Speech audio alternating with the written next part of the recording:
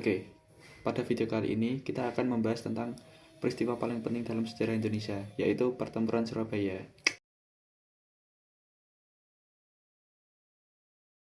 Tahukah kalian tentang Pertempuran Surabaya? Jika kalian pernah mendengar tentang pidato Bung Tomo atau perobekan bendera Belanda, itu juga terjadi dalam Pertempuran Surabaya. Sebelum ke penjelasan, perkenalkan saya Bayu Firdaus Ramadhani, nomor absen 8 dari kelas 12. Bangsa Indonesia dengan ini menyatakan kemerdekaan Indonesia.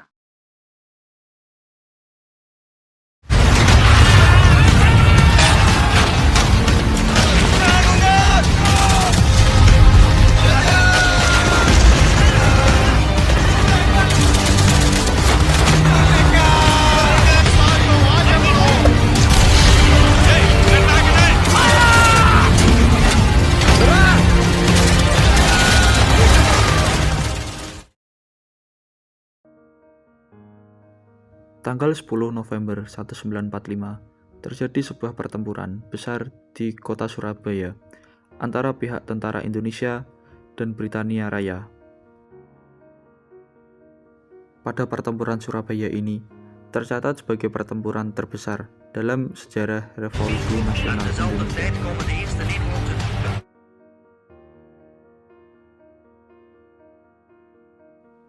Kronologis awal pertempuran dahsyat ini dimulai dari menyerahnya Jepang kepada sekutu. Supreme Commander for the Allied Powers will now sign on behalf of all the nations at war with Japan. Setelah Bung Karno memproklamirkan kemerdekaan Indonesia, rakyat Indonesia berupaya melucuti senjata dari para tentara Jepang. Pada saat seperti ini, tentara Inggris mendarat di Jakarta pada 15 September 1945 dan kemudian mendarat di Surabaya pada 25 Oktober 1945. Republic of Indonesia has been fighting with an independent government against the Dutch are trying to reimpose colonial rule. We wanted to submit our different. Tentara Inggris datang dengan misi membebaskan tawanan perang yang ditahan Jepang dan juga mengembalikan Indonesia kepada administrasi pemerintahan Belanda sebagai negara jajahan. Netherlands in the Civil Administration atau NICA ikut bersama rombongan tentara Inggris. Hal ini memicu gejolak rakyat Indonesia untuk melakukan perlawanan. Pada tanggal 18 September 1945, sekelompok orang Belanda mengibarkan bendera Belanda di Hotel Yamamoto, Surabaya. Pemuda Surabaya marah melihatnya. Terjadi adegan heroik yaitu saat pemuda naik ke atas hotel dan merobek bendera Belanda, bagian birunya menjadi bendera merah putih.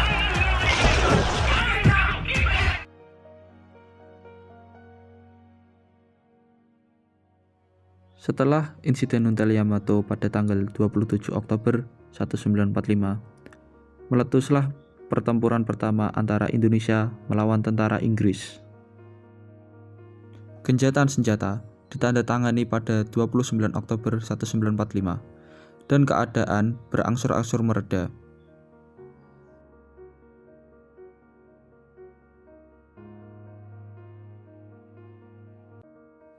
Bentrokan di Surabaya memuncak kembali dengan terbunuhnya Brigadir Jenderal Malabi pada 30 Oktober 1945. Mobil yang ditumpangi Malabi berpapasan dengan kelompok milisi Indonesia. Terjadilah kesalahpahaman hingga akhirnya Jenderal Malabi tewas oleh tembakan pistol pemuda Indonesia. Pengganti Brigadir Jenderal Malabi mengeluarkan ultimatum, yaitu semua pemimpin dan pejuang Indonesia harus menyerahkan semua senjata, lalu menyerahkan diri. Batas ultimatum adalah jam 6 pagi, tanggal 10 November 1945. Dan di saat itulah, Bung Tomo berpidato melalui radio untuk memberikan semangat juang kepada arek-arek Surabaya. Merdeka! Saudara-saudara, rakyat jelata di seluruh Indonesia, terutama saudara-saudara penduduk kota Surabaya, kita semuanya telah mengetahui bahwa hari ini tentara Inggris telah menyebarkan pamflet-pamflet yang memberikan suatu ancaman kepada kita semua. Kita diwajibkan untuk dalam waktu yang mereka tentukan menyerahkan senjata-senjata yang telah kita rebut dari tangannya tentara Jepang. Mereka telah minta supaya kita datang pada mereka itu dengan mengangkat tangan. Mereka telah minta supaya kita semua datang pada mereka itu dengan membawa bendera putih, tanda bahwa kita menyerah kepada mereka. Saudara-saudara, di dalam pertempuran-pertempuran yang lampau, kita sekalian telah menunjukkan bahwa rakyat Indonesia di Surabaya, pemuda-pemuda yang berasal dari Maluku, pemuda-pemuda yang berasal dari Sulawesi, pemuda-pemuda yang berasal dari Pulau Bali, pemuda-pemuda yang berasal dari Kalimantan, pemuda-pemuda dari seluruh Sumatera, pemuda Aceh, pemuda Tapanuli, dan seluruh pemuda Indonesia yang ada di Surabaya ini, di dalam pasukan-pasukan mereka masing-masing, dengan pasukan-pasukan rakyat yang dibentuk di kampung-kampung, telah menunjukkan satu pertahanan yang tidak bisa dijebol, telah menunjukkan satu kekuatan, sehingga mereka itu terjepit di mana-mana. Ultimatum tersebut ditolak oleh pihak Indonesia dengan alasan bahwa Republik Indonesia waktu itu sudah berdiri. Pada tanggal 10 November pagi, tentara Inggris memancarkan serangan dan terjadilah pertempuran hebat. Selain Bung Tomo, banyak tokoh-tokoh yang berperan dalam pertempuran Surabaya ini, seperti tokoh yang berlatar belakang di agama.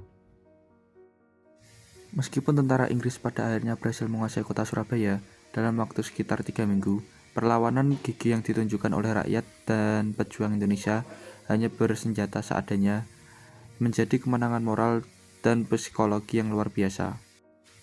Pertempuran ini menunjukkan kepada dunia bahwa kemerdekaan Indonesia bukanlah sekedar deklarasi kosong, melainkan didasari oleh tekad dan pengorbanan yang tak goyah. Skala kerugian dan intensitas perlawanan yang tak terduga ini memaksa Inggris untuk bersikap hati-hati dan mempercepat penarikan pasukan mereka dari konflik di Indonesia. Sebagai pengakuan dan penghormatan abadi atas keberanian arek-arek Surabaya serta pengorbanan seluruh rakyat, Presiden Soekarno kemudian menetapkan tanggal 10 November sebagai Hari Pahlawan Nasional.